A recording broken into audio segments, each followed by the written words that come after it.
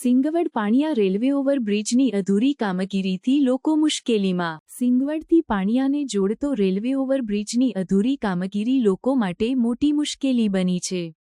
આ બ્રિજના નિર્માણમાં વિલંબ થવાના કારણે સ્થાનિક નાગરિકો અને દૈનિક મુસાફરો ભારે મુશ્કેલીનો સામનો કરી રહ્યા છે।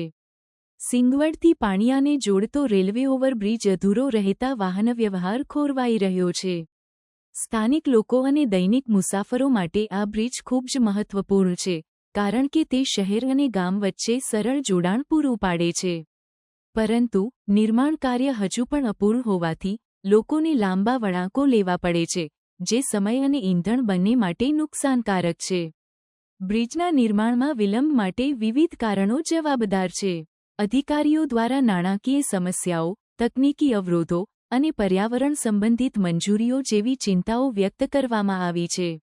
સ્થાનિક લોકો અને વ્યાપારીઓ આ વિલંબ અંગે નારાજ છે અને તંત્ર પાસે ઝડપથી કામ પૂર્ણ કરવાની માંગ કરી રહ્યા છે। અધૂરી કામગીરીના કારણે સુરક્ષા સંબંધી સમસ્યાઓ પણ ઉત્પન્ન થઈ છે। રાત્રિના સમયે અંધારું, અવ્યવસ્થિત રસ્તાઓ અને અસુરક્ષિત માર્ગોના કારણે અકસ્માતો થવાની શક્યતા વધી ગઈ છે। સ્થાનિક લોકો અને મોટરચાલકો માટે આ બ્રિજ સલામત અને સુવિધાજનક બને તે જરૂરી છે। સરકાર અને સ્થાનિક તંત્ર દ્વારા આ સમસ્યાને ઉકેલવા માટે વિશેષ પ્રયાસો કરવાની જરૂર છે।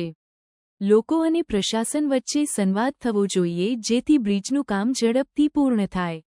આ પ્રોજેક્ટ પૂર્ણ થયા પછી વાહનવ્યવહાર સરળ બનશે અને સ્થાનિક લોકો માટે આવાગમન વધુ સલામત અને સુવિધાજનક બનશે। આ બ્રિજ તો બનવું જોઈએ, કેમ કે બહુ સમયથી ચોમાસામાં પણ બહુ તકલીફ પડે, આગળ જતાં બહુ ખાડા ખબરા આવે છે। આ કામ બનતું હતું ત્યારે થોડું બધા ડેમેજ થઈ ગયો છે રોડ, અને બહુ જગ્યામાં સાંકડી પણ છે અને બહુ બધા જમ્પ પણ છે, પણ બહુ મોટા છે। રેલવે પ્રસાર થાય તારે કેવી તકલીફ પડે? શું કહો છો?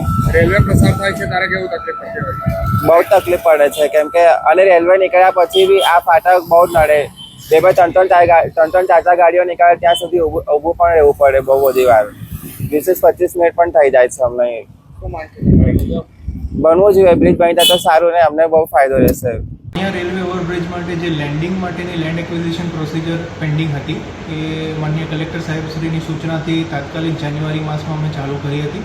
એમાં સેક્શન 11 હેઠળનું જે જાહેરનામું હતું એ 4 જાન્યુઆરીએ પબ્લિશ કરી પછી વાંધા સૂચન માટેનો જે સમયગાળો હોય તે વાત કરતા અને હવે ફાઇનલ જે એવોર્ડનો ડ્રાફ્ટ છે અમે 17 એપ્રિલે પબ્લિશ કરી અને સરકારમાં મોકલી દીધો છે। ત્યાંથી અપ્રુવલ આવેથી બધાને ચૂકવણું કરીને કામ શરૂ કરી દેવામાં આવશે।